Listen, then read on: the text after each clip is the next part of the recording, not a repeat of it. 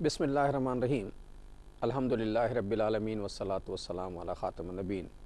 ناظرین محترم السلام علیکم ورحمۃ اللہ وبرکاتہ۔ پروگرام سیرت النبی صلی اللہ علیہ وآلہ وسلم لے کر آپ کا میزبان ڈاکٹر محمود غزنوی اور میرے ساتھ تشریف فرما ہیں جناب شجاع الدین شیخ۔ سیرت طیبہ کے حوالے سے آپ کی گفتگو آپ ہر ہفتے ملاحظہ فرماتے ہیں۔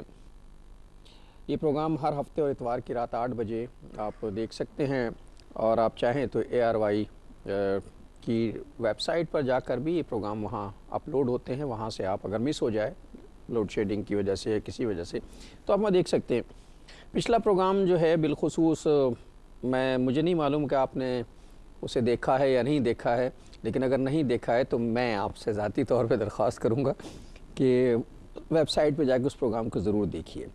اصل میں شجاع صاحب نے سیرت طیبہ کے حوالے سے اور جو ربیع الاول کا ہمارا ایک کلچر بنتا ہے، اس کلچر کے حوالے سے بہت اہم گفتگو کی ہے۔ میں چاہتا ہوں کہ اس گفتگو کو سنا جائے، بہت توجہ سے سنا جائے اور ملٹیپلائی کیا جائے، یعنی لوگوں سے ڈسکس کیا جائے۔ اس سے ہماری اور آپ کی ذمہ داریوں میں بات شامل ہے کہ کچھ چیزیں دیکھیں، کچھ چیزیں ہوتی ہیں کہ جنہیں ہم محسوس کرتے ہیں کہ یہ صحیح ہے، صحیح نہیں ہے، اس کا اظہار بھی کرنا چاہیے۔ اور اگر ہمارا بھائی کوئی غلطی کر رہا ہے تو خیر خواہی کا تقاضا تو یہ ہے کہ اسے سمجھانا چاہیے، اس نے کہ بظاہر تو کچھ بھی نہیں ہوگا لیکن اس کی عاقبت بھی خراب ہو جائے گی اور اس کے معاملات بھی بگڑ جائیں گے، تو اپنے بھائی کو نقصان سے بچانا چاہیے۔ نصرت کا بنیادی مفہوم جو ہے وہ یہی ہے۔ آج بھی میں چاہتا ہوں کہ اس حوالے سے تھوڑی سی گفتگو ہو جائے، لیکن میں چاہوں گا کہ پچھلے پروگرام جو ہے اس پہ شجاع صاحب سے میں درخواست کروں گا کہ تھوڑا سا ریکیپ، چونکہ یہ ریکیپ شجاع صاحب ہی دے سکتے، میں تو نہیں دے سکتا۔ السلام علیکم۔ وعلیکم السلام ورحمۃ اللہ وبرکاتہ۔ مجھے تو اب یاد بھی نہیں رہا پچھلی مرتبہ آپ نے کیا کہا تھا۔ اچھا، تو یاد کرنا پڑے گا مجھے۔ اچھا، نحمد و نصلی علی رسولہ الکریم، اما بعد، بسم اللہ الرحمن الرحیم، اللہم صلی علی محمد وعلی آل محمد وبارک وسلم۔ گزشتہ 2 پروگرامز میں ہم نے بنیادی طور پر یہ گفتگو کرنا چاہی کہ اللہ کے پیغمبر علیہ السلام سے ہمارا تعلق ایمان کا تو ہے ہی ہے، محبت کا بھی ہونا چاہیے، ادب کا بھی ہونا چاہیے، عقیدت کا بھی ہونا چاہیے، احترام کا بھی ہونا چاہیے، اور اسی سب کچھ یعنی ایمان اور محبت اور عقیدت اور احترام اور ادب کا تقاضا یہ بھی ہے کہ آپ علیہ السلام کی اطاعت بھی کرنی ہے، آپ علیہ السلام کی اتباع کا بھی اہتمام کرنا ہے، اور آپ کی ذات بابرکات اللہ کے بعد سب سے بڑی ہستی، تو اس کا ادراک کرتے ہوئے بھی اپنی محبتوں اور عقیدتوں کا اظہار کیا جائے، اور سب سے بڑھ کر تقاضا اس کا یہ ہے کہ آپ علیہ السلام کی تعلیمات کو ہم اپنی زندگیوں میں نافذ کرنے کی کوشش کریں۔ مزید برآمد یہ بھی جاننے کی کوشش کی، یہ ذکر کرنے کی بھی کوشش کی یاد دہانی کے لیے کہ آپ علیہ السلام سے ہمارا تعلق کسی خاص دن یا مہینے تک محدود نہ ہو، ہاں اپنے اپنے طور پر لوگ محبتوں کو اظہار کر رہے ہیں، بجا ہے، البتہ یہ تعلق ہمیشہ کا ہے اور مستقل ہے، اور زندگی کی آخری سانس تک یعنی جب تک ہوش و حواس ہیں یہ عقیدت اور محبت اور ایمان بھی اور اطاعت اور اتباع رسول صلی اللہ علیہ وسلم بھی، اس سارے پہلو کو بیلنس کر کے متوازن کر کے ہمیں چلنا چاہیے، اور اپنی محبتوں کے اظہار میں کوئی ایسا رویہ اختیار کرنا جو خلاف ادب ہو، خلاف احترام ہو، اور یہ بھی کہ کس کا ذکر ہو رہا ہے، کس کی ثنا بیان ہو رہی ہے، رسالت مآب صلی اللہ تعالیٰ علیہ وآلہ وسلم، ایسا کوئی انداز کے فرائض ضائع کیے جا رہے ہوں، نمازیں ضائع ہو رہی ہوں اور کچھ اور اظہار میں اپنے آپ کو لگا دیا جائے، مخلوط محفلوں میں مخلوط محافل کا اہتمام ہو رہا ہو، خواتین دلہنیں بن کر سج دھج کر جو ہے وہ محافل میں آ کر بیٹھی ہوئی ہوں، اور اس سے آگے بڑھ کر مردوں کے سامنے بیٹھ کر اور ٹی وی کی اسکرین پر بیٹھ کر وہ جناب نعت رسول مقبول صلی اللہ علیہ وسلم پیش کرنے کا اہتمام ہو، یہ قطعاً اس کی کوئی گنجائش ہمارے دین میں نہیں نکلتی، خلاف ادب بھی ہے۔ یہ بھی گفتگو رہی، اور یہ بھی کہ ہم طے کر لیں، اس ماہ ربیع الاول کے تعلق سے ہم نے ذکر کیا، ہم یہ طے کر لیں کہ ہم خود اللہ کے پیغمبر علیہ السلام کی سیرت کا مطالعہ کریں گے۔ اس سال میں طے کر لوں، اگلے سال تک ایک کتاب میں مکمل کر چکا ہوں، پھر میں جاننے کی کوشش کروں میرے گھر کے لیے، میری ذات کے لیے، میرے معاشرے کے لیے، میری خوشی کے لیے، میری غمی کے لیے، میرے معاملات کے لیے، میرے رویوں کے لیے، میرے کردار کے لیے، میرے اخلاق کے لیے، میرے عبادات کے معاملات کے لیے میرے پیغمبر علیہ السلام کا اسوہ کیا تھا۔ ایک ہم نے یہ بھی گزارش کی ہماری گفتگو میں حوالہ آئے اللہ کے پیغمبر کا علیہ السلام، ریفرنس آئے تو آپ کی زندگی کا ریفرنس آئے گفتگو کی جائے تو آپ علیہ السلام کے طرز عمل کو بیان کیا جائے۔ یہ ہم نے بڑے درد دل کے ساتھ کچھ گزارشات اپنے ناظرین کے سامنے پچھلے پروگرامز میں رکھی تھی، اور ناظرین یہ بات طے ہوئی تھی، شاید اب مجھے بھی کچھ یاد آ گیا کہ شجاع صاحب جو فرما رہے ہیں کہ ایک تو یہ معاملات طے ہوئے تھے، دوسرے یہ طے ہوا تھا کہ یہ تو سارے طے کیا، یہ تو ہونا چاہیے، فرائض میں شامل ہے کہ حضور صلی اللہ علیہ وسلم پر درود و سلام پڑھنا چاہیے آپ کا نام نامی اسم گرامی سننے کے بعد۔ اور یہ بات ڈسکس ہوئی تھی کہ زندگی کے ہر عمل میں یہ ضرور سوچنا چاہیے کہ مطلب اگر کھانا کھا رہے ہیں تو رک کے یہ سوچنا چاہیے کہ حضور صلی اللہ علیہ وسلم کیسے کھانا کھاتے تھے وغیرہ وغیرہ۔ نے زندگی کے ہر لمحے میں اگر سوچنے کی عادت ڈالیں ہم ایک لمحے کے لیے، یہ الگ بات ہے کہ ہم اس پر عمل نہیں کرتے، لیکن اگر ایک دفعہ سوچیں گے، 2 دفعہ سوچیں گے، تو اگر 10 مرتبہ ہم سوچیں گے تو 2 مرتبہ یقیناً اس پر عمل کریں گے۔ یہ انسان کا نفسیاتی مسئلہ ہے۔ اگر نا کیا کہوں دیدہ تر یہ تو میرا چہرہ ہے، سنگ کٹ جاتے ہیں پانی کے جہاں دھار گرے، تکرار اگر کی جائے تو ایک بات جو ہے وہ دل کا میں گھر کر لیتی ہے، اور یہ تو ہماری ذمہ داریوں میں شامل ہے کہ ہمیں ایسا کرنا چاہیے۔ اور جیسا کہ شیخ صاحب نے بھی فرمایا کہ سیرت طیبہ بہت اہم ترین چیز ہے۔ ہماری بدنصیبی یہ ہے، مجھے یہ بات کہنے میں کوئی عار نہیں ہے، میں خود جو ہے تعلیم کے شعبے سے وابستہ رہا ہوں، اور مجھے اس بات پر شرمندگی بھی ہے کہ استاد ہونے کے ناطے جو ذمہ داریاں ادا کرنی چاہیے اساتذہ کو وہ نہیں کی جا سکی۔ سب سے بڑی مشکل یہ ہے کہ ہمارا نصاب تعلیم جو ہے ہمارے ایجوکیشن سسٹم کا، اس میں کہیں بھی سیرت طیبہ کو کوئی اہمیت حاصل نہیں ہے۔ ہم اچھے مسلمان کیسے پیدا کریں گے؟ جی، آپ کی بات کی میں تائید کرتا ہوں۔ اس سے قبل ایک یاد دہانی، کیونکہ ہم نے سیکھنے کا عمل بھی کوشش کی ہے کہ ہمارے اس پروگرام سے آگے بڑھے، تو ہم نے یہ بھی ذکر کیا تھا کہ کوئی ایک ادا اللہ کے پیغمبر علیہ السلام کی ہم طے کر لیں کہ ہم نے اس کو اپنی زندگی کا حصہ بنانا ہے، اور غالباً آپ نے پچھلی مرتبہ ذکر کیا تھا، حدیث سے بھی پیش کی گئی تھی، سلام کو عام کرنا، سلام میں پہل کرنا۔ تو ہم کوشش کریں کہ اللہ کے پیغمبر علیہ السلام کی مبارک اداؤں کو اپنی زندگیوں میں نافذ اور جاری کرنے کی بھی کوشش کریں۔ اب رہی یہ بات کہ ہمارے نصاب تعلیم میں سیرت النبی صلی اللہ علیہ وآلہ وسلم کا باقاعدہ مطالعہ، یعنی نصاب کا واقعتاً وہ حصہ ہو اور وہ ایک کمپلسری سبجیکٹ ہو، اور باقاعدہ اللہ کے پیغمبر علیہ السلام کی سیرت کا مستقل مطالعہ کرایا جائے، یہ تو نہیں پایا جاتا۔ یہ ہماری بنیادی ضرورتوں میں سے ایک ضرورت ہے، اور ہمیں اس کا ادراک نہیں ہے۔ یہ ملک ہم نے کاہے کو لیا تھا؟ ہم نے ملک لیا تھا اس لیے کہ یہاں پر حاکمیت اللہ کی ہوگی، سوورنٹی بلانگس ٹو اللہ سبحانہ وتعالی۔ ہم نے ملک کاہے کو لیا تھا؟ ہم نے طے کیا تھا کہ no legislation would be made repugnant to the Quran and Sunnah. اس ملک میں قانون سازی کوئی بھی قرآن و سنت کے خلاف نہیں ہوگی۔ یہ آبجیکٹیو ریزولوشن ہے، قرارداد مقاصد ہے جو 1949 میں پاس ہوئی۔ اور قائد اعظم کا خواب میں آپ سے شیئر کروں، بلکہ خواب نہیں بلکہ ان کے الفاظ میں آپ سے شیئر کروں، ان کے ذاتی معالج تھے ڈاکٹر ریاض علی شاہ صاحب، اور انہوں نے اس کو کوٹ کیا ہے اور باقاعدہ یہ ریکارڈ کا حصہ ہے کہ قائد اعظم نے یہ کہا تھا کہ میرا یہ یقین ہے کہ یہ پاکستان رسول اللہ صلی اللہ علیہ وآلہ وسلم کا روحانی فیضان ہے، یہ آپ صلی اللہ علیہ وسلم کا روحانی فیضان ہے۔ اب ہماری ذمہ داری بنتی ہے کہ اللہ کی کتاب اور نبی علیہ السلام کی تعلیمات کو اور خلافت راشدہ کے اصولوں کو سامنے رکھ کر آج کی عہد حاضر کی ایک اسلامی ریاست دنیا کے سامنے ہم پیش کریں۔ تو پاکستان کے تصور دینے والے اقبال ہوں یا معمار قائد اعظم ہو، ان سب حضرات کے سامنے بات کلیئر تھی، اور اسی کے مطابق ہمارا کو نظام تعلیم مرتب ہونا چاہیے تھا، جس میں جو آج تک نہیں ہوا، بالکل، اور جس میں قرآن کو اور سنت رسول علیہ السلام کو اور اللہ کے پیغمبر علیہ السلام کی تعلیمات کو اور اللہ کے پیغمبر علیہ السلام کی سیرت کو ایک واقعتاً حصہ قرار دیا جاتا۔ کوئی کھڑا ہو کر کہہ سکتا ہے یہ ہماری ایک اسلامیات کا سبجیکٹ ہے، اس میں ہم سیرت پڑھاتے ہیں۔ وہ بابا کتنی سیرت پڑھاتے ہیں آپ اس میں؟ سیرت نہیں پڑھائی جاتی، سیرت نہیں پڑھائی، ایک آدھ واقعہ پڑھایا جاتا ہے، واقعہ پڑھایا جاتا ہے، بالکل ایک آدھ واقعہ، سیرت نہیں پڑھائی جاتی۔ تو یہ تو خانہ پوری والی بات ہوگی کہ کوئی کہہ دے صاحب ہم سیرت تو پڑھا رہے، قطعاً نہیں پڑھایا جا رہا۔ اور یہ تو ہے نصاب تعلیم جو ہماری ایک عصری تعلیم کے لائن میں آپ کو ہمیں ملتا ہے، جس کو ہم کالج اور اسکول اور کالج یونیورسٹیز کی تعلیم کہتے ہیں۔ مجھے اجازت دیجیے گا کہ باقاعدہ سیرت کو ایک مضمون کے طور پر کئی مرتبہ ہمیں افسوس ہوتا ہے کہ مذہبی طبقات میں بھی جہاں نصاب مرتب کیا جاتا ہے باقاعدہ سیرت کا موضوع اتنا زیر گفتگو نہیں آتا۔ اور ایک اور بات میں عرض کروں، ایک ہے سیرت، ایک ہے فقہ السیرہ،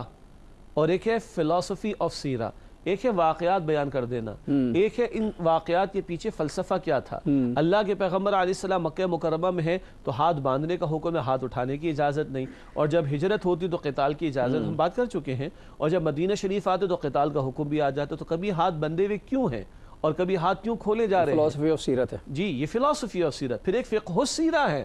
فقہ السیرہ فقہ القرآن علماء نے کتاب مرتب کی، فقہ الحدیث علماء نے کتاب مرتب کی، فقہ السیرہ کو بھی سمجھنے کی ضرورت ہے کہ کبھی کسی موقع پر آپ کا طرز عمل ایسا ہے، کبھی کسی موقع پر آپ کا طرز عمل ویسا ہے، تو اس کی کیا فلسفی ہے، اس کی کیا حکمت ہے۔ اس طور پر ہمارے مذہبی طبقات میں بھی سیرت کا بیان بہت کم دکھائی دیتا ہے، اس تعلق سے بڑی گنجائش اور امپروومنٹ کی ضرورت ہے۔ اور ناظرین، میں کچھ چیزیں شیئر کرنا چاہتا ہوں، میری ذاتی سی رائے ہے، اور کچھ حضرات جو ہیں اسے صرف درد دل سمجھیں، اور اگر آپ ناراض ہوں تو میں معافی چاہتا ہوں۔ میری ذاتی سی رائے اور جو چھوٹا سا تجربہ اس میں یہ کہ میں نے بعض دینی مدارس کا بھی میرے جانے کا اتفاق ہوا ہے، دورہ ہوا ہے، ان کے نصاب کو بھی دیکھا ہے۔ باقاعدہ دینی مدارس میں بھی سیرت کا نصاب شامل نہیں ہے، اور بعض حضرات نے یہاں تک وہ بتایا کہ جو مولوی صاحب ہمارے امام محترم جو ہیں وہ ممبر پہ بیٹھ کے جتنی سیرت بتا دیتے ہیں، ہمارا سیرت کا اتنا ہی مطالعہ ہے۔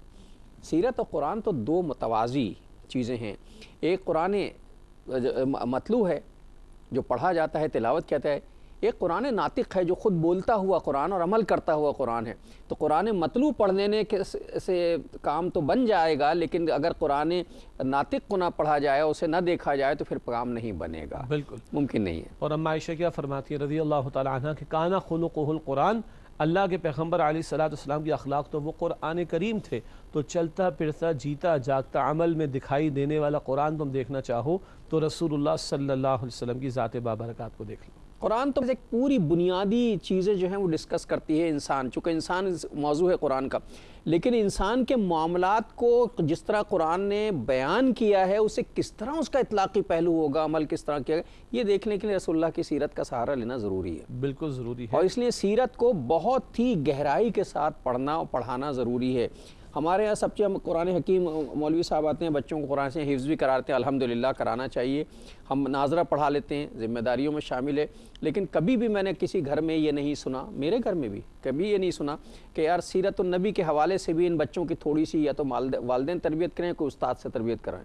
ایسا کبھی نہیں ہوا۔ ایک بریک لے لیں، پھر آ کے بات کرتے ہیں۔ السلام علیکم ورحمۃ اللہ وبرکاتہ، ویلکم بیک ناظرین۔ وقفے کے بعد پروگرام سیرت النبی صلی اللہ علیہ وآلہ وسلم میں آپ کا خیر مقدم ہے۔ بات یہ ہو رہی تھی کہ سیرت طیبہ کا مطالعہ نہیں کرتے، ہم اس کی ضرورت کو محسوس نہیں کرتے، ہم زیادہ سے زیادہ یہ کرتے ہیں سیرت النبی کا جلسہ کر لیتے ہیں، آدھی رات تک ہم اس میں تقریریں کرتے ہیں، تمام حضرات، اور صبح جب ہوتی ہے تو وہ تمام منتظمین اور تمام حضرات جنہوں نے اس جلسے کا اہتمام کیا ہوتا ہے وہ تھکن اتار رہے ہوتے ہیں، اور فجر کی نماز ہو جاتی ہے اور سو جاتے ہیں، جا کر نماز نہیں پڑھتے۔ سیرت النبی صلی اللہ علیہ وسلم کے تقاضے بنیادی کیا ہیں، اس کا مطلب سیرت محض پڑھنے کے لیے، جلسے کرنے کے لیے، بیان کرنے کے لیے نہیں ہے۔ سیرت کا تقاضا یہ ہے کہ رسول اللہ صلی اللہ علیہ وسلم کی باتوں پر ممکنہ حد تک عمل کرنے کی کوشش کی جائے۔ جہاں تک سیرت کے بیان کی مجالس ہیں، جلسے ہیں، محافل ہیں، انہیں بھی مزید پروڈکٹیو اور بامقصد بنانے کی ضرورت ہے۔ اس میں کوئی شک نہیں کہ یہ مجالس ہوں، یہ جلسے ہوں، یہ ایک یاد دہانی کا ریمائنڈر ہے، جیسے کہ قرآن حکیم میں کہا گیا کہ وَذَكِّرْ فَإِنَّ الذِّكْرَىٰ تَنفَعُ الْمُؤْمِنِينَ، اور اے نبی صلی اللہ علیہ وسلم تذکیر کیجئے، یاد دہانی کرائیے، بے شک یاد دہانی کرانا اہل ایمان کو نفع دیتا ہے۔ بلکہ پچھلے پروگرام میں آپ نے بھی ذکر کیا تھا کہ جو بھی خطبہ ہوں، بیان کرنے والے ہوں، انہیں بھی چاہیے کہ کوئی ایک عنوان منتخب کر لیں، اور اگر ایک سے زائد مقررین ہو تو زیادہ عنوانات کا انتخاب کیا جا سکتا ہے، جو ہماری عملی زندگی سے متعلق امور ہوں اور اس کے تعلق سے اللہ کے پیغمبر علیہ السلام کی سیرت کا تذکرہ ہو، تاکہ لوگوں کو بھی احساس ہو اچھا یہ تو ہم سے متعلق گفتگو ہے۔ آپ علیہ السلام کیسے شوہر تھے، آپ علیہ السلام کیسے والد تھے، آپ علیہ السلام کیسے دوست تھے، آپ علیہ السلام کیسے پڑوسی تھے، کیسے معلم تھے، کیسے تاجر تھے، کیسے داعی دین تھے، کیسے مربی تھے، کیسے مزکی تھے، کیسے خطیب تھے، کیسے امام تھے، کیسے سپہ سالار تھے، کیسے آپ جج تھے، کیسے آپ حکمراں تھے۔ یہ بہت سارے گوشے ہیں۔ آپ صلی اللہ علیہ وسلم کی حیات طیبہ سے ان گوشوں کا کچھ انتخاب کیا جائے اور اس کو ہماری گفتگو کا حصہ بنایا جائے، تاکہ جہاں وہ عقیدت اور محبت اور احترام والا پہلو اجاگر ہو رہا ہے اور ہونا چاہیے، وہیں اطاعت اور اتباع رسول صلی اللہ علیہ وسلم والا پہلو بھی اجاگر ہونا چاہیے۔ پھر یہ بھی کیا جائے کہ ٹھیک ہے مجالس ہیں، جلسے ہیں، جلوس ہیں، سب کچھ اپنی جگہ پر اپنی اپنی محبت کا لوگ اظہار کر رہے ہیں، مگر اسی موقع پر اگر علماء دین جو کہ توجہ دلاتے بھی ہیں، مزید اگر توجہ دلائیں، لوگوں سے ہم یہ نہیں کہہ رہے وعدہ لیں، لیکن لوگوں کا ارادہ لیں اس سے کہ بھئی اب ہم گھر جا کر اللہ کے پیغمبر علیہ السلام کی سیرت کو پڑھیں گے۔ اگر رات کو 12 بجے یہ جلسہ مکمل ہو رہا ہے یا 1 بجے جلسہ مکمل ہو رہا ہے تو یہ بھی بتا دیا جائے کہ صبح فجر کی نماز ادا کرنا ضروری فرض ہے، سونا جانا جا کے سوتے مت رہ جانا، وہ فجر کی نماز ادا کرنا بھی فرض ہے۔ آج ہم بیٹھے یہ اس ماہ مبارک میں ربیع الاول شریف میں ہم نے اس سال یہ جلسہ کیا، آج ہم طے کر رہے ہیں کہ ایک کتاب کا ہم انتخاب کریں گے، جو جس مکتب فکر کا ہے بھئی بتائے اپنے علماء کی کتاب، ٹھیک ہے ہم بحث میں نہیں جا رہے، اپنے اپنے مکتب فکر کے علماء کی لکھی ہوئی کتابیں، ہاں جو عوام کو ایڈریس کرنے والی ہوں۔ عوام ہوتے ہیں نا اکثر بیشتر سننے والے، ایسی باتیں نہیں ان کے سر سے گزر جائے، اتنی عالمانہ و فاضلانہ باتیں جو عوام کے سر سے گزر جائیں وہ نہ ہو، ایک سادہ سی کتاب وہ ریکمنڈ کریں، اور اگلے سال جب ہم جلسہ کریں گے تو پہلے جائزہ ہوگا کتنے لوگوں نے پچھلے سال یہ کتاب شروع کی تو ختم کر چکے ہیں، بلکہ کیا یہ اچھا ہو کہ اس سال میں ایک مرتبہ کیوں ہوتا ہے، یہ ہر مہینے جلسوں کا اہتمام ہونا چاہیے۔ ہم یہ نہیں کہہ رہے بہت بڑے پیمانے پر ہو، بڑا ہائی فائی قسم کا ہو، مجلس کا انعقاد ہو۔ اللہ پاکستان میں ڈاکٹر صاحب چھوٹی بڑی مساجد ملا کر 2.5-2.5 لاکھ مساجد ہیں، جی الحمدللہ، یہ اللہ کے گھر اتنا بڑا ہمارے پاس یہ سرمایہ۔ اور ائمہ کرام وہ خوش نصیب لوگ ہیں ناظرین محترم، ائمہ کرام مساجد کے علماء، ویسے اساتذہ بھی، اساتذہ اور علماء، یہ دو طبقات ایسے ہیں، اتنے خوش نصیب ترین لوگ ہیں کہ ایک استاد کو اپنی کلاس میں 60-70 طالب علم تو ملتے ہی ملتے ہیں، وہ اپنی بات کر سکتا ہے بہت آرام سے۔ اسی طرح علماء کرام اس حوالے سے زیادہ خوش نصیب ہے کہ ہر جمعے کو ممبر پہ جب وہ تشریف فرما ہوتے ہیں تو 150 سے 300 تک مسجد کی گنجائش کا اور علاقے کے ساتھ 300-350 افراد کا مجمع میسر آتا ہے، اور ہر جمعے آتا ہے۔ اچھا یہ وہ مجمع ہوتا ہے جو خود سے چل کے آتا ہے، اس کے پاس مولوی صاحب کو بلانے جانا نہیں پڑتا، ورنہ دنیا میں اتنے لوگوں کو جمع کرنے کے لیے ہم سب کو پتہ ہے کہ کتنے جتن کرنے پڑتے ہیں، چاہے وہ شادی بیاہ کا فنکشن ہو یا کسی کمپنی کی پروڈکٹ کی مارکیٹنگ کے لیے لوگوں کو انوائٹ کرنا ہو، کتنے جتن کرنے پڑتے ہیں، اور لاکھوں روپے خرچ کرنا پڑتا ہے، لاکھوں، اور بعض اوقات تو آپ کو پتہ ہے کہ ایڈورٹائزمنٹ کے لیے کروڑوں روپے کا بجٹ ہوا کرتا ہے جی۔ اور جمعے کا نظام اللہ نے اتنا پیارا عطا فرمایا، ہر بندہ خود چل کر آ رہا ہے، اور پورے اہتمام سے وضو کر کے، غسل کر کے، نیت کر کے، خوشبو لگا کے، ذہن کو صاف ستھرا، یہ ایک ایسا اچھا ایٹماسفیئر ہے، ایک اچھا سا ماحول ہے کہ اس میں اگر واقعی کام کیا جائے تو کوئی نہ کوئی بات ضرور ہو جائے گی۔ بالکل، تو اس کو بڑا غنیمت ہمیں سمجھنا چاہیے، اور ممبر سے جب بات جاتی ہے کہ ممبر کی بات کی اپنی اہمیت ہے، اپنی برکت بھی ہے، اور وہ ممبر نیابت رسالت مآب صلی اللہ علیہ وآلہ وسلم کی، تو کیا اچھا ہو کہ اب یہ ہفتے واروں بنیاد پر یا ماہانہ بنیاد پر پھر اس کا ریویو ہو کہ بھئی ہم نے کتاب کا آپ کو ذکر کیا تھا، آپ نے وہ کتاب شروع کی، کتنے لوگوں نے شروع کی، اگر وہ چھوٹی کلوز گیدرنگ ہو تو آپس میں مذاکرہ بھی ہو سکتا ہے، بھئی آپ نے کوئی اچھی بات پڑھی ہے تو آپ بتائیے آپ نے کیا سیکھا، آپ نے کوئی بات پڑھی تو آپ نے کیا سیکھا، اور اس کو میں اور نیچے لے کر آ جاؤں تو ہم اپنے گھروں میں شروع کر سکتے ہیں۔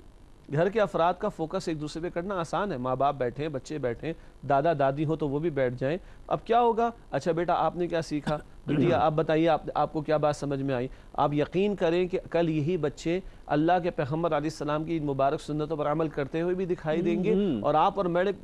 اور میں بڑے کچھ کمی کر رہے ہوں گے تو یہ ہماری اصلاح کر رہے ہوں گے کہ پاپا آپ نے بسم اللہ پڑھی کہ نہیں پڑھی، آپ نے دعا پڑھ لی کہ نہیں پڑھ لی، اچھا آپ کو چھینک آئی تو آپ نے الحمدللہ کیوں نہ پڑھا، اچھا یہ آپ نے الٹے ہاتھ سے جو ہے وہ چیز کیوں کھا لی، یہ آپ نے سیدھا سے کیوں نہیں کھائی، یہ آپ نے جوتیاں سیدھا سے کیوں پکڑ لی، ہم نے تو پڑھا تھا اللہ کے پیغمبر علیہ السلام الٹے ہاتھ سے کام کیا کرتے تھے، یہ جوتی پکڑنے والا معاملہ اور اس طرح کی چیزیں۔ تو اگر بہت چھوٹے یونٹ پر جائیں جو کہ پائیدار ترین یونٹ ہے وہ آپ کا میرا گھر ہے،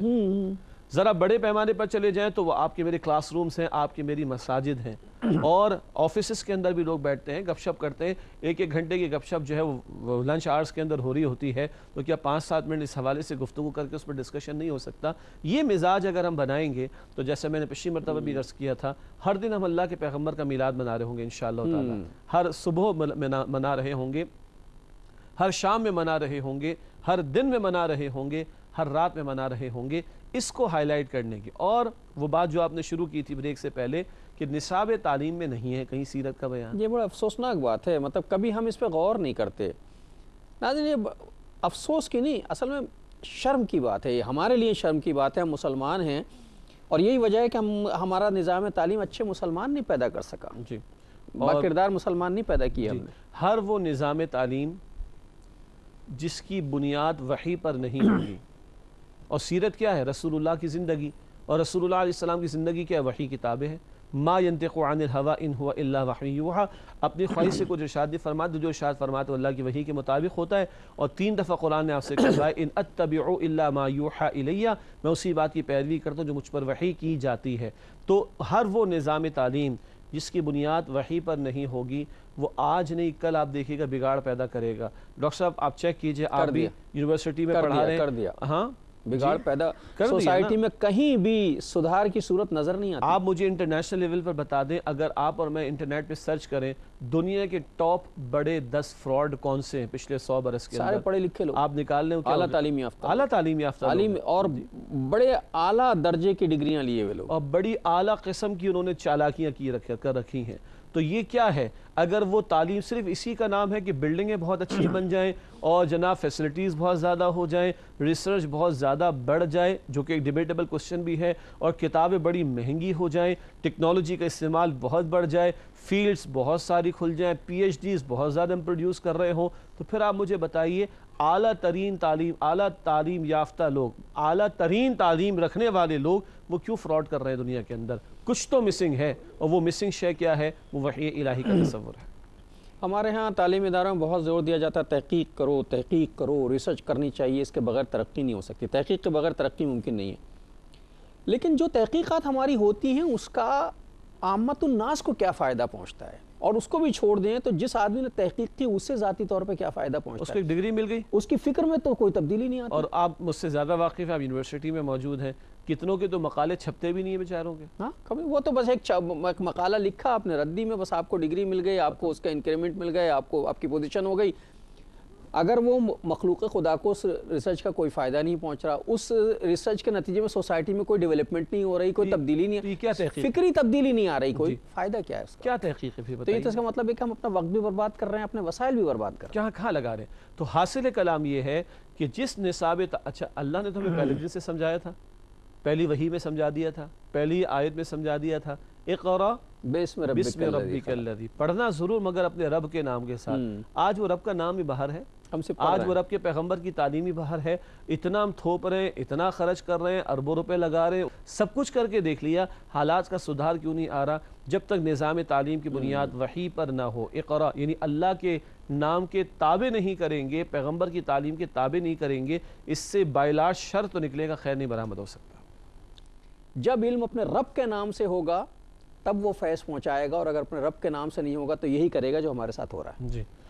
اس طرح توجہ کی ضرورت ہے۔ کیا اچھا ہو کہ چھوٹی سی کلاسز، ٹھیک ہے ہمارے ہاں اللہ کے پیغمبر علیہ السلام کی کچھ دعائیں بچوں کو سکھائی جاتی، مبارک بات ہے، اور یہ پرائیویٹ سیکٹر کی بات کر رہا ہوں۔ اسی طریقے پر کچھ آداب اور کچھ سنتیں سکھائی جاتی جو کہ بہت اچھی بات ہے، چھوٹی عمر سے انہی باتوں کی تلقین کی جائے۔ مگر جیسے جیسے عمر بڑھتی چلی جا رہی ہے، جب بچہ الفاظ کو پڑھنے کے سمجھنے کے قابل ہو گیا، جب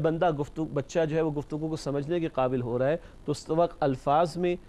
الفاظ چاہے وہ زبان سے ادا کیے جا رہے ہوں یا لکھے ہوئے اس کے سامنے ہوں، یہاں سے بھی سیرت کا بیان شروع ہونا چاہیے۔ اور جیسے جیسے بچے کی عمر آگے بڑھتی چلی جائے، وہ جو انگلش میں کہتے ہیں نا کہ سمپل سے کمپلیکس کی طرف جانا، آسان سے مشکل یا تفصیل کی طرف جانا، اس گریجول انداز میں سیرت النبی علیہ السلام کا مطالعہ ہمیں بچوں کو کرانے کی ضرورت ہے۔ اصل میں بنیادی کام جو کرنے کا ہے، جو نظام تعلیم کے تحت ہونا چاہیے، وہ بچوں کی بنیادی فکر تبدیل کرنا ہے، پرسپشن جسے ہم کہتے ہیں، ادراک بدلنا ہے، ان کے سوچنے کا انداز، ہر چیز کو سوچنے کا ان کا ایک بنیادی مرکز ہونا چاہیے، ایک محور ہونا چاہیے کہ ہر چیز جو اس محور کے گرد گھومتی رہے، اور وہ محور اللہ تعالیٰ کی ذات، اس کا نظام، اس کے رسول اللہ صلی اللہ علیہ وسلم کی حیات طیبہ۔ ہمیں زندگی کے تمام معاملات میں اس بات پہ غور کرنا چاہیے کہ ہم زندگی کی اس ایکٹیویٹی میں ہیں، اس ایکٹیویٹی کے لیے ہمیں ہدایت کیا دی گئی۔ جی، آپ کی بات کو تھوڑا آگے بڑھاتے ہوئے، یعنی کہ جس کو آپ نے کہا نا پرسیپشن چینج ہونا چاہیے، ادراک بدلنا چاہیے، شعور بدلنا چاہیے، شعور بدلنا چاہیے۔ وہ کیا ہے؟ عام تصور یہ آتا ہے، بچوں میں بھی ہے اور بڑوں میں زیادہ ہے، معاف کیجیے گا، میں یہ کہنے لگا ہوں، میں یہ کرنے چلا ہوں، میں کر رہا ہوں، لوگ کیا کہیں گے، لوگ کیسے دیکھیں گے، لوگ کیا سوچیں گے۔ اس پرسیپشن کو بدلنا ہے، میں یہ کہنے لگا ہوں، میں یہ کرنے چلا ہوں، میں یہ کر رہا ہوں، اللہ کیا کہے گا؟ ناظرین ایک وقفہ لے لیں، یہاں سے ایک نئی بحث کا آغاز ہوتا ہے، پھر وقفے کے بعد بات کرتے ہیں۔ السلام علیکم ورحمۃ اللہ وبرکاتہ، ویلکم بیک ناظرین۔ وقفے کے بعد پروگرام سیرت النبی صلی اللہ علیہ وسلم میں آپ کا خیر مقدم ہے۔ شجاع صاحب فرما رہے تھے وقفے سے پہلے کہ ہم یہ تو کہتے ہیں، ہم نے ایسا سوسائٹی میں ایک ہمارا نفسیاتی مسئلہ، ناک کٹ جائے گی، یہ لوگ کیا کہیں گے، یہ ہے، یہ فیکٹ ہے یار، میں اس طرح اصل میں کھاؤں گا تو لوگ کیا کہیں گے۔ مثلا دسترخوان پر میں ایک چھوٹی سی بات شیئر کر رہا ہوں آپ سے، دسترخوان پر لقمہ گر گیا میرے ہاتھ سے، اب میں اٹھا کر اسے کھانا چاہتا ہوں تو میں سوچتا ہوں کہ یار لوگ کیا کہیں گے، کتنا غیر مہذب آدمی۔ رسول اللہ اس سلسلے میں کیا کیا کرتے تھے، کوئی چیز دسترخوان پہ گر جاتی تھی تو آپ اسے اٹھا کے کھا لیا کرتے تھے۔ بالکل ہاں، یہ سوچنے کا انداز تھا نا کہ بھئی ٹھیک ہے میں لقمہ، لوگ کیا کہیں گے، یہ تو جہالہ کی ٹیم بیٹھی ہوئی سامنے، جو اس کائنات کا سب سے مہذب ترین شخص ہے، سلام ہو ان پر ہمارے، وہ اس سلسلے میں کیا کرتے تھے، تو ہمارا پرسیپشن خود بخود تبدیل ہو جائے گا۔ لوگ کیا کہیں گے، شجاع صاحب نے کہا اصل میں ہمارا پرسیپشن تبدیل ہونا چاہیے، ہمیں یہ کہنا چاہیے کہ اگر میں ایسا کروں گا تو میرا اللہ کیا کرے گا، کہے گا۔ تو ایک تو یہ پرسیپشن، اور یہ بہت بڑی بات ہے، اسی لیے میں نے جملہ عرض کیا تھا وقفے سے پہلے، یہ چھوٹوں نہیں، چھوٹوں سے زیادہ بڑوں کا مسئلہ ہے۔ آج ہم یہ سوچتے ہیں کہ لوگ کیا کہیں گے، لوگ کیا کہیں گے، لوگ کیا سوچیں گے۔ کبھی ہم نے یہ سوچا یا ہم سوچتے ہیں یا اس طرز فکر پر ہم قائم ہیں یا رہتے ہیں، یہ سوچے کہ اللہ کیا کہے گا، اللہ کے سامنے مجھے جواب دینا ہے۔ اچھا، ایک چھوٹی سی بات وہ شیئر ہوئی ہے تو میں چاہتا ہوں ناظرین کے پاس بھی پہنچا ہوگا میسج۔ وہ ایک واٹس ایپ کے اوپر ایک چھوٹا سا ایک میسج آیا، بلکہ ایک پکچر تھی جس میں 6 کھوپڑیاں بنی ہوئی ہیں۔ ایک کھوپڑی کے نیچے لکھا ہوا ہے مالدار کی کھوپڑی، ایک کے نیچے لکھا ہوا ہے غریب کی کھوپڑی، ایک کے نیچے لکھا ہوا ہے خوبصورت کی کھوپڑی، ایک کے نیچے لکھا ہوا ہے بدصورت کی کھوپڑی، ایک کے نیچے لکھا ہوا ہے مرد کی کھوپڑی، ایک کے نیچے لکھا ہوا ہے عورت کی کھوپڑی۔ 6 کو 12 بھی کر سکتے ہیں لیکن 6 تک محدود کریں۔ وہ کہتے ہیں یہ کھوپڑیاں جو آپ کے سامنے ہیں، آپ ان میں کوئی فرق کر سکتے ہیں؟ جو کوئی فرق نہیں کر سکتے، صرف ہڈیوں کا ڈھانچہ ہے۔ ہاں، تو قبر میں جا کے سب برابر ہے۔ فرق آئے گا تو کس بنیاد پر؟ آپ کا میرا طرز عمل کیسا ہے، کردار کیسا ہے، اعمال کیسے ہیں، یہ ہے ڈیسائیڈنگ فیکٹر۔ تو آج ہم بھی بہت سارے معاملات میں پرسیپشن یہ رکھتے ہیں لوگ کیا کہیں گے، لوگ کیا سوچیں گے۔ ہم کئی مرتبہ بھول جاتے ہیں کہ اللہ کیا کہے گا، اللہ کے سامنے میں نے جواب دینا ہے۔ میں نے مرنے کے بعد اپنے جیسے بندوں کو جواب نہیں دینا، اپنے اور بندوں کے خالق اللہ کو جواب دینا ہے۔ دوسری بات جو میں عرض کرنا چاہ رہا تھا، پرسیپشن کے چینج کرنے کے بعد جب بھی ہم کچھ کرنا چاہتے ہیں تو کوئی نہ کوئی رول ماڈل ہمارے سامنے ہوتا ہے، کوئی بڑی شخصیت ہوتی ہے، اور ہر ایک نے اپنے اپنے اعتبار سے لوگوں کو رول ماڈل بنا رکھا ہے۔ کسی نے کسی فیلڈ کے اندر، کسی نے فلاں فیلڈ کے اندر، وہ کیسے کرتا تھا اور اس کا انداز کیسا تھا، یا آج کل کیا چیز ان ہے، آج کل فیشن کیا ہے نا، کیا چیز کس چیز کی ہوا چل رہی ہے آج کل، چلو تو مدر کو ہوا ہو جدھر کی۔ تو ابھی آپ کی گفتگو کے درمیان مجھے خیال آ رہا تھا کہ میں 2 جملے عرض کروں کہ فیشن کیا کہتا ہے، یہ ایک پرسیپشن ہے، اور اسوہ رسول کیا کہتا ہے صلی اللہ علیہ وآلہ وسلم، یہ دوسرا پرسیپشن ہے۔ اور میرے رب کے ہاں فیشن قبول نہیں ہے، میرے رب کے ہاں میرے پیغمبر کا اسوہ قبول ہے صلی اللہ علیہ وسلم۔ تو پرسیپشن یہ بنانا ہے۔ ہم بچوں کے ساتھ بیٹھیں، بیٹا اللہ کے رسول ایسے کرتے تھے، بیٹا اللہ کے رسول ایسے کرتے، جیسے بھی آپ نے فرمایا لقمہ گر گیا تو باپ بتائے، ماں بتائے، خود کھائے، اور اٹھا کر کھا کے دکھائے، بیٹا دیکھو ایسے کرتے ہیں، کیوں؟ یہ رزق ہے اللہ تعالیٰ کا، اس کو ضائع نہیں کرنا ہے، اس کی ناشکری نہیں کرنی۔ اور یہ ہماری بات نہیں، یہ اللہ کے بعد سب سے بڑی ہستی اللہ کے پیغمبر علیہ السلام کی بات ہے۔ یہ ہے پرسیپشن کی بات کہ فیشن کیا کہتا ہے، یہ نہیں، میرے پیغمبر علیہ السلام کا اسوہ کیا کہتا ہے، اس کا میں ریفرنس دوں، اس طرف میری توجہ ہو، اس کو چینج کرنے کی ضرورت ہے۔ ہم بے پناہ مصروفیات میں سے آتے ہیں، بہت تھک جاتے ہیں، کبھی اس انداز سے بھی سوچنا چاہیے، رات کو ہم دیر سے آئے ہیں، عشاء کی نماز ہم جو ہے وہ ہماری مصروفیات میں رہ گئی ہے، اللہ معاف کرے کسی وجہ سے ہم نے یہ سوچا گھر پہ جا کے، جب گھر پہ آئے تو بے پناہ تھکے ہوئے تھے، سوچتے ہیں یار قضا کر لیں گے، ہوتا ہے ایسا، قضا کر لیں گے۔ ایک لمحے کے لیے رک کے سوچنا چاہیے کہ اگر اس وقت کوئی ایمرجنسی آ جائے، گھر میں کوئی خدا نخواستہ کسی کو اچانک بیماری ہو جائے، تو کیا میں اسپتال بھاگوں گا؟ میں بستر پہ لیٹ جاؤں سونے کے لیے نماز کو چھوڑ کے کہ ہاں جی بعد میں پڑھ لیں گے، اور نیچے سے بیل بج جائے، کوئی ایمرجنسی کوئی صاحب بیل بجا دیں، تو کیا میں اسے دیکھنے نیچے جاؤں گا اٹھ کر؟ تو اگر میں نیچے اٹھ کر جا سکتا ہوں، اگر میں ایمرجنسی میں ہاسپٹل جا سکتا ہوں، تو وائی ناٹ نماز یار؟ اللہ کے سامنے کیوں نہیں کھڑا ہو سکتا؟ تو میں اگر سارا دن اللہ نے جتنی طاقت دی تھی، توانائی دی تھی، میں نے سارا دن مصروفیت میں گزارا، وہ توانائی جس نے دی تھی، کیا مجھ پہ لازم نہیں ہے کہ میں 10 منٹ جو ہے اس کی بارگاہ میں کھڑا ہو جاؤں جس نے اس توانائیاں سارا دن کے لیے مجھے دی تھی؟ یہ صرف پرسیپشن تبدیل کرنے کی بات ہے۔ آپ یقین کریں کہ اگر اس انداز سے ہم سوچنے لگیں، اپنے بچوں کو سوچنے لگیں، تو ہمارے اندر سے غیرت جاگنا شروع ہو جائے گی، غیرت ایمانی آنا شروع ہو جائے گی کہ تمہیں شرم نہیں آتی کہ اتنا مرغن کھانا تو تم نے کھا لیا، تمہیں جس رب نے کھلا دیا ہے تم اس کے آگے جا کے 2 رکعت نماز نہیں پڑھ سکتے جا کر، اپنی پیشانی اس کے سامنے ٹکا نہیں سکتے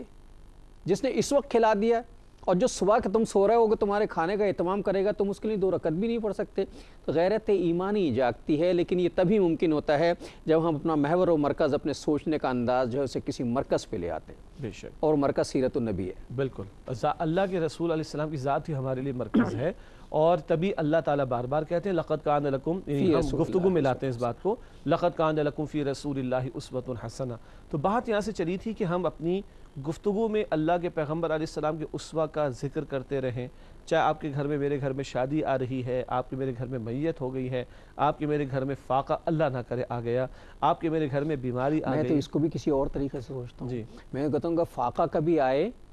تو بڑا خوش ہونا چاہیے کہ یہ رسول اللہ کی سنت میں سے ایک سنت ہے، جی، بلکہ آپ کو میں خوش ہونا چاہیے اس پہ، ایک مرتبہ تو خوش ہونا چاہیے کہ یہ رسول اللہ نے بھی تو فاقہ کیا تھا، اور اختیاری فاقے کیے تھے، اور اللہ تعالیٰ نے مجھے یہ نعمت نواز دی۔ بلکہ میں آپ سے عرض کروں، ناظرین کرام توجہ فرمائیے گا،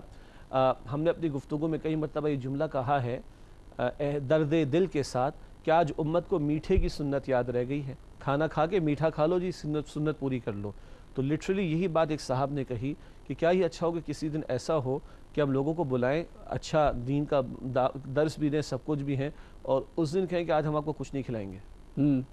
ہم آج آپ کو کچھ نہیں کھلائیں گے، کیونکہ اللہ کے پیغمبر بھی بھوکے رہتے تھے صلی اللہ علیہ وسلم، اللہ کے پیغمبر علیہ السلام نے بھی فاقے کیے ہیں، تو چلے آج ہم آپ کو کچھ نہیں کھلا رہے، تھوڑا فاقہ برداشت کر لیجئے۔ ناظرین کرام، یہ درد دل سے بات کہی گئی ہے، اس کے بارے میں کسی مفتی صاحب سے سوال نہ کر لیجئے گا بھئی اس سوال کے بارے میں آپ کیا فرماتے ہیں، ہم جو ہے وہ توجہ دلانا چاہ رہے ہیں، ایک بات کہہ رہے ہیں، اور یہ بات جو آپس کی گفتگو ہے، ہم اس پروگرام کرتے صرف اس طرح جیسے ہم آپ کے ڈرائنگ روم میں بیٹھے ہوئے ہیں، ٹی وی لاؤنج پہ بیٹھے ہوئے ہیں، آپ سے باتیں کر رہے ہیں، اور سچی بات ہے کہ اس طرح سے کبھی سوچنا چاہیے۔ رسول اللہ صلی اللہ علیہ وسلم جا کے پوچھتے تھے کہ کھانے میں کچھ ہے، کہا کہ آج تک کچھ بھی نہیں، چلو تو پھر ہم روزہ رکھ لیتے ہیں۔ جی، یہ فجر کے بعد کئی مرتبہ ہوا، عائشہ فرماتی رضی اللہ تعالیٰ عنہ۔ تو یہ اختیاری فقر جو رسالت محمد علیہ السلام کا تھا، یہ بھی تو اسوہ کا حصہ ہے نا۔ ہمیں میٹھے یاد ہیں، ہمیں یہ یاد نہیں کہ 2 مہینے چولہا نہیں جل رہا۔ ابھی ہمیں کھانے کو اگر کسی دن نہ ملے، یا خدا نہ خواستہ ایسی ایمرجنسی آ جائے کہ ہمارے گھر میں پکانے کو کچھ نہ ہو، یا ہمارے کھانے کا نہ ہو، فاقہ کرنا پڑ جائے، تو اس پہ خوش ہونا چاہیے کہ رسول اللہ صلی اللہ علیہ وسلم بھی تو فاقہ فرمایا کرتے تھے، ارادی فاقہ فرماتے تھے، ہمیں تو اگر مجبوری کا فاقہ شکر کرنا چاہیے اللہ تعالیٰ کا۔ اگر ہم یہ پرسیپشن کر لیں، میں کہتا ہوں چھوٹی چھوٹی باتیں ہیں جس سے ہماری دنیا جو ہے وہ دین میں تبدیل ہو جاتی ہے۔ مثلا فاقہ آ گیا ہے، اور اگر ہم یہ کہہ لیں کہ رسول اللہ بھی تو کرتے تھے، تو سنت کا ثواب ملنا شروع ہو جائے۔ بلکہ اللہ کے پیغمبر علیہ السلام کا ذکر تو یہ بھی ہمیں ملتا ہے نا کہ اللہ تعالیٰ نے آپ کو آفر دی، اللہ کے پیغمبر علیہ السلام اگر آپ چاہیں تو آپ کے لیے ہم پہاڑوں کو سونے کا بنا دیں، سونے کے پہاڑ بنا دیں۔ آپ نے عرض کیا اللہ سبحانہ وتعالیٰ، اللہ کے رسول علیہ السلام نے عرض کیا اللہ سبحانہ وتعالیٰ مجھے تو یہ پسند نہیں، میں یہ چاہتا ہوں کہ ایک دن کھاؤں اور تیرا شکر ادا کروں، اور ایک دن بھوکا رہوں اور تیری رضا کے لیے صبر کروں۔ یہ بھی سنت میں شامل ہے۔ کبھی اس سے بھی گزرے، اس کیفیت سے بھی گزرے، تو پتہ چلے گا جب 2 مہینے چولہا نہیں جلتا ہوگا تو اللہ کے پیغمبر علیہ السلام کیا گزرتی ہوگی۔ کبھی تنگی آ جائے ہاتھ میں، ہوتا ہے، کبھی زندگی کے معاملات ہیں، کبھی فراغ دستی ہوتی، کبھی تنگی ہوتی، کبھی حزن ہے، کبھی ملال ہے، کبھی خوشی ہے، کبھی غمی ہے۔ یہ ساری زندگی کی جو کیفیتیں ہیں، ان کیفیتوں میں رسول اللہ کی سیرت جو ہے ہمارے لیے رہنما ہے۔ کبھی فاقے آ جائیں، کبھی تنگی آ جائے، ہاتھ تنگ ہو جائے، تو اس پہ واویلا نہیں مچانا چاہیے، بلکہ دیکھنا چاہیے کہ ایسے موقع پہ رسول اللہ صلی اللہ علیہ وسلم نے کیا کیا تھا۔ صبر بھی آ جاتا ہے، اور اس عمل کا، اس سوچ، اس تھنکنگ کا، اس تھاٹ کا ثواب بھی ملتا ہے، اور اتنا پیریڈ جو یہ تنگی کا ہے اگر سنت پہ غور کر کے گزار دیا جائے تو یہ عبادت میں شامل ہو جاتا ہے۔ بالکل بالکل، کیونکہ پرسیپشن اب کیا بنا، میں اگر آج اس کیفیت سے گزر رہا ہوں تو میرے پیغمبر بھی گزرے صلی اللہ علیہ وسلم، چلو میں یہ نیت کر لوں کہ جیسے میرے پیغمبر پر یہ حالات آئے اور آپ نے صبر کیا ہے تو میں بھی اب صبر کر لوں، تو اس نیت پر بھی مجھے اجر ملے گا انشاءاللہ، اور ملے گا۔ اصل میں ہم نے دین کو اتنا مشکل، اور عبادتوں کو ہم نے اتنا کیلکولیٹڈ کر کے رکھا ہوا، یہ عبادت ہے، یہ عبادت ہے۔ پرسیپشن کا تبدیل ہونا، کسی چیز کے بارے میں اللہ کی اور رسول کی رضا، صلی اللہ علیہ وسلم کی رضا کو حاصل کر لینا، اور اس کے مطابق صبر کر لینا، اس کے مطابق چیزوں کو ڈھال لینا بھی عبادت کا حصہ ہے۔ جی، پھر زندگی کا ہر گوشہ عبادت بن جاتا ہے، جی، یا اجر و ثواب کا ذریعہ بن جاتا ہے۔ ہم تو اس بات کے بھی قائل ہیں کہ بندہ پیغمبر علیہ السلام کی سنت اور طریقے کے مطابق بیت الخلاء جائے، جانے سے قبل دعا پڑھے، اسی طرح بیٹھے جیسے اللہ کے پیغمبر علیہ السلام نے تعلیم دی ہے، اور باہر آئے تو اسی طرح آئے جیسے اللہ کے پیغمبر بیت الخلاء سے باہر آتے، اور اسی طرح باہر آ کر دعا پڑھے جیسے کہ اللہ کے پیغمبر علیہ السلام نے دعا پڑھی۔ تو یہ ایک انسانی حاجت جو کہ جانوروں میں بھی ہے، انسان کے اندر بھی ہے، اس حاجت کو جب بندہ پیغمبر علیہ السلام کی تعلیم کے مطابق پورا کرے گا تو اس پر بھی اجر ملے گا انشاءاللہ۔ حاصل کلام ساری زندگی اور 24 گھنٹے کی زندگی وہ عبادت بن سکتی ہے، وہ ثواب کا باعث بن سکتی ہے، وہ دین کا حصہ بن سکتی ہے، وہ اجر کا ذریعہ بن سکتی ہے، جب میں یہ دیکھ لوں 24 گھنٹوں کے معاملات میں کہ میرے پیغمبر کیا کرتے تھے، ان کی تعلیم کیا ہے، ان کا طرز عمل کیا ہے۔ اس پرسیپشن کے نتیجے میں ساری زندگی عبادت بن جاتی ہے، پھر کوئی دین دنیا کی تفریق نہیں رہتی، ہماری دنیا بھی دین کے تابع ہو کر دین بن جاتی ہے۔ یہ تو ہم نے اور ہمارے نصاب تعلیم نے اور ہمارے تدریس کے طریقے نے اور ہمارے بڑوں نے میں بڑوں کو میں اب ظاہر ہے ہم بڑے ہوں گے ہم تو چھوٹوں کے لیے، ہم نے جس طرح کا معاملہ بنایا ہے اس میں دین الگ ہے اور دنیا الگ ہے۔ مسلمان کی دین اور دنیا الگ نہیں ہے، جو اس کا دین ہے وہی اس کی دنیا ہے، جو اس کی دنیا ہے وہی اس کا دین ہے۔ بلکہ ایک حدیث مبارکہ کا مطلب تو یہ ہے نا کہ یہ دنیا جو ہے وہ آخرت کی کھیتی ہے۔ جی، اس قول میں ذکر آیا کہ دنیا آخرت کی کھیتی ہے، مراد کیا ہے؟ جو ادھر بیج ڈالو گے وہی فصل وہاں پر کاٹو گے۔ تو جس طرح کے یہاں پہ اعمال ہوں گے اسی طرح کا وہاں پر معاملہ ہوگا۔ تو ہم نے تیاری وہاں کی کرنی، اور اللہ نے بھیجا ہمیں اس دنیا میں ہے، اور اللہ نے نمونہ اپنے پیغمبر علیہ السلام کا عطا فرمایا کہ ان کے پیچھے پیچھے آؤ گے تو وہ زندگی تمہیں میسر آ جائے گی جو مجھے راضی کرنے والی ہوگی۔ اب پروگرام کا وقت جو ہے وہ ختم ہو رہا ہے، اور ظاہر ہے ہم ایسے موقع پر ایک حدیث آپ کی خدمت میں ہدیہ کرتے ہیں۔ شجاع صاحب سے درخواست۔ اللہ کے پیغمبر صلی اللہ علیہ وآلہ وسلم نے فرمایا کہ جتنا مجھے اللہ کی راہ میں ستایا گیا اتنا کسی کو نہیں ستایا گیا۔ حدیث ہو گئی مکمل، بس ان کو سامنے رکھ لیں تو ہماری کوئی تکلیفیں محسوس نہیں ہوں گی انشاءاللہ۔ اور اس کے ساتھ ہی ہمارے آج کے پروگرام کا وقت اب ختم ہوا چاہتا ہے۔ اپنے میزبان ڈاکٹر محمود غزنوی جناب شجاع الدین شیخ کو اگلے پروگرام تک کے لیے اجازت دیجیے۔ اللہ نگہبان، والسلام علیکم ورحمۃ اللہ وبرکاتہ۔